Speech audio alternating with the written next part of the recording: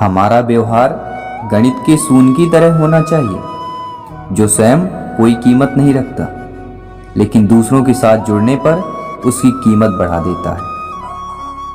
ज्ञान प्राप्त करने के लिए अध्ययन जरूरी है और बुद्धिमान प्राप्त करने के लिए समझना जरूरी है। सफलता हमेशा अच्छे विचारों से आती है। अच्छे विचार अच्छे लोगों के संपर्क से आते हैं। मुझे गर्व है कि मैं आप सभी के संपर्क में हूं।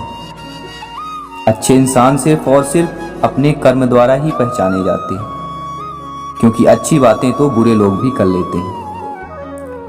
मन में हमेशा अच्छे विचार और अच्छे एहसासों को ही जगह दीजिए, ताकि दिमाग में सदा पॉजिटिव तरंगों का उदय हो सके। जहां दूसरों को समझना मुश्किल हो जाए, वहां खुद को समझ लेना बेहतर होता है। गलती इंसान के जीवन का एक हिस्सा है। इसके बिना अधूरा हर एक किस्सा है। मैंने देखा, कमरे की छत पर एक छिपकली उल्टी लटकी थी। पूछा, क्या बात है? छत से उल्टी क्यों लटकी हो? नीचे क्यों नहीं आती?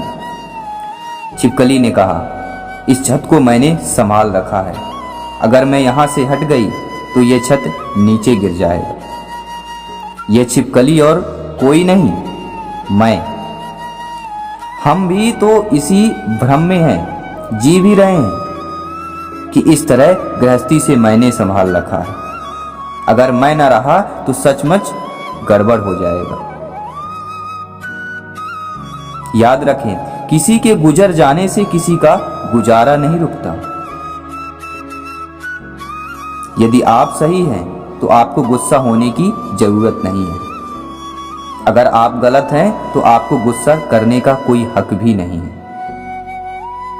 गलती कबूल करने से, गुनाह छोड़ने में कभी देर न करना चाहिए, क्योंकि सफर जितना लंबा होता है, वापसी उतनी ही मुश्किल हो जाती है। जिसकी मस्ती जिंदा है, उसकी हस्ती जिंदा है, वरना यूं समझ लो कि वो जबरदस्ती जिंदा है।